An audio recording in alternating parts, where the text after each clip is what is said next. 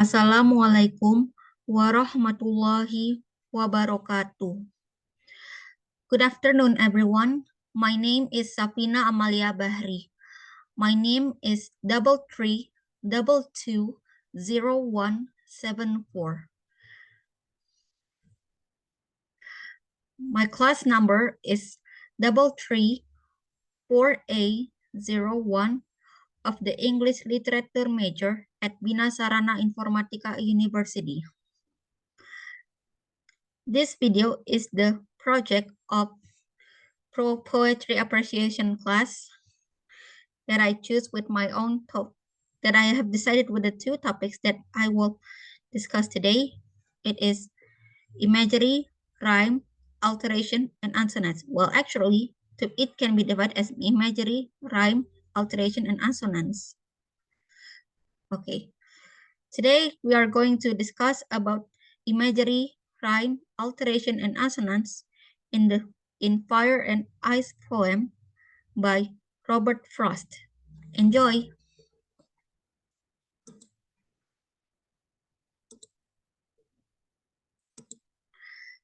Okay. As you can see, Fire and Ice is one of the famous poems written by Robert Frost in his work New Hampshire in 1923.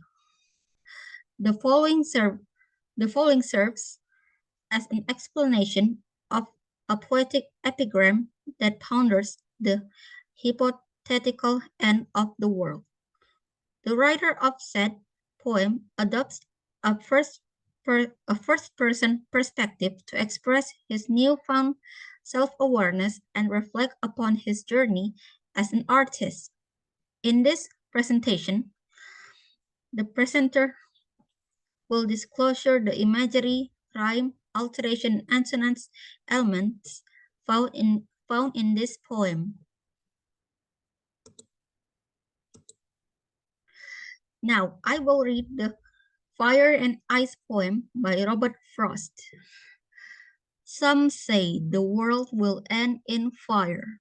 Some say in ice. From what I've tasted of desire, I hold with those who favor fire. But if it had to perish twice, I think I know enough of hate to say that for destruction ice is also great and would suffice. Now, we are going to discuss about the imagery elements found in the poem Fire and Ice by Robert Frost. The first imagery is symbol. The symbols that have been found in this poem are two symbols which are fire and ice. The word ice, fire. The word fire in the poem represents ambitions and passion according to the presenter, while ice represents rationality and calmness. The first two lines represent a contradiction based on the two symbols, where there are two opinions on how the world will end. The second imagery is tactile imagery. The word taste in the poem describes the author's recalling of his experiences of what he has done to achieve his desires and goals. And the last imagery is organic imagery. The word hate in this poem describes Frost's dissatisfaction and unwillingness to admit that rationality and calmness is also great, or actually not so bad after all. Okay, next. Now, here are the rhymes that I have found in this poem. The fire and poem, the fire and ice poem, I mean, the fire and ice poem can be considered as Frost's revolutionary style back at the time due to its unusual rhyme pattern to the typical Spenserian stanza poems. In this poem, Frost used the masculine rhyme in each line's last word, which makes them a pure rhyme. Note, if for some of you who doesn't know what is masculine rhyme, well, masculine rhyme is the one that rhymes in the final stressed syllable of the words. The rhymes found in the poem are fire and desire, ice and twice, hate and great, and lastly, ice and suffice.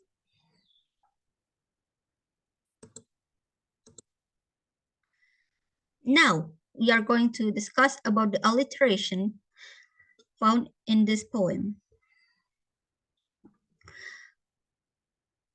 As the definition of alliteration, alliteration is the repetition of consonant sounds at the beginning of two words or more. Poets use alteration to make the sentences easier to stress some words and to make the sounds more enjoyable for the reader's ears. Okay.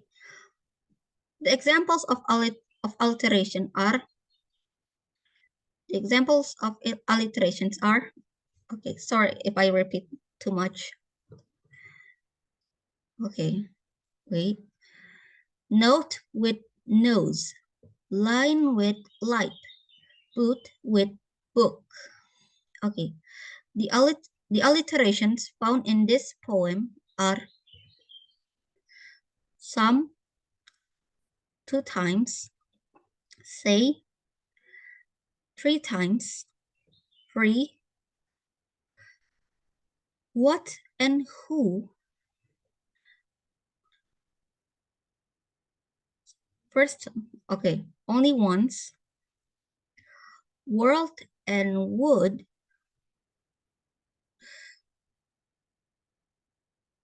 once, will and with, once, fire, twice, from, favor, and for, once, eight. Oh, sorry if I didn't count one by one. Desire and destruction, once,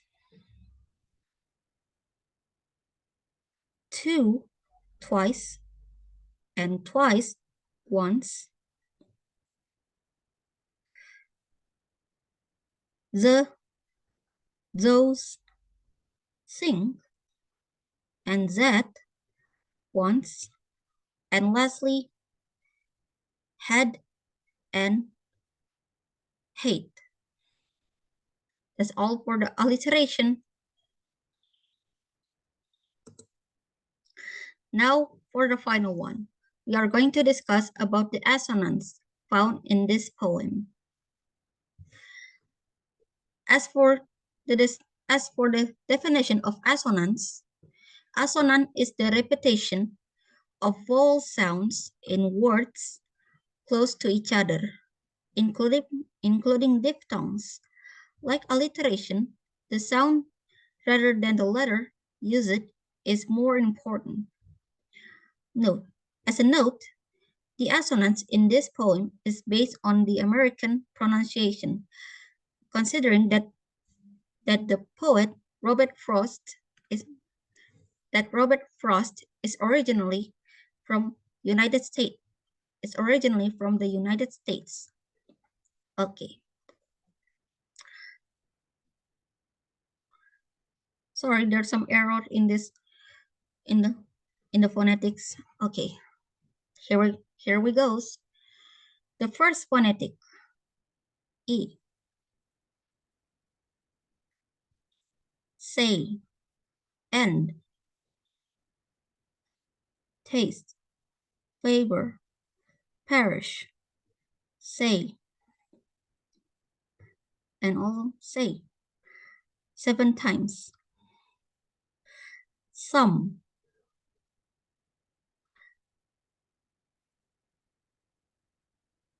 some, from, what,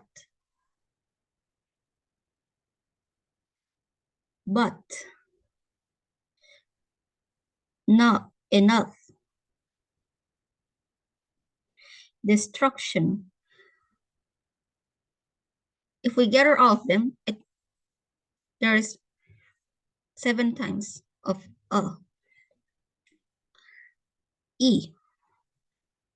If we count all of them, then there is 15 times of E.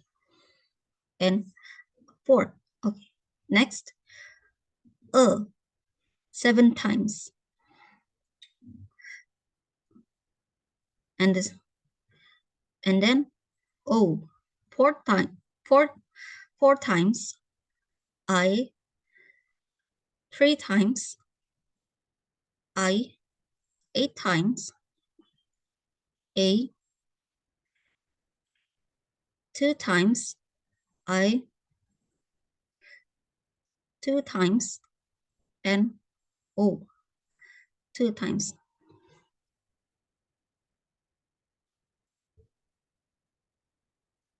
Because if we want to spell all of them, it will take a long time for it.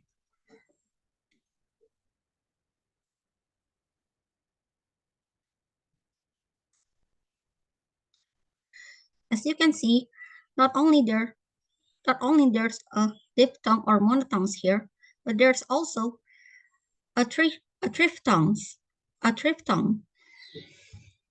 which is I.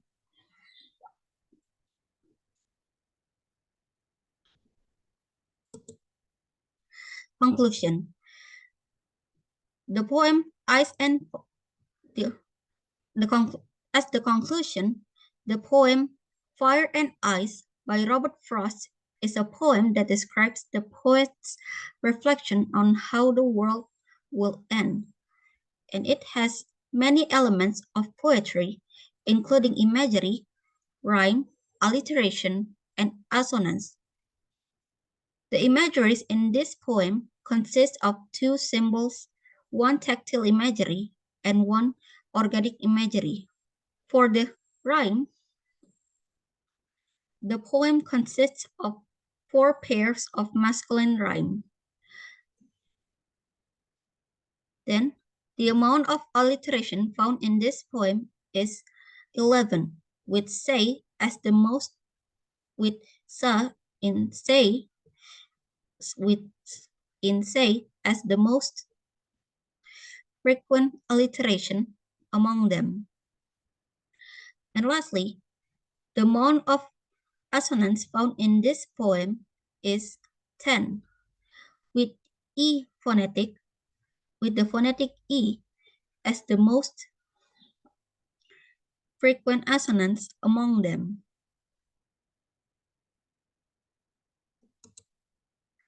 Okay, I think that's all for today. Thank you for watching, and thank you for your attention. Have a nice day. Assalamualaikum warahmatullahi wabarakatuh.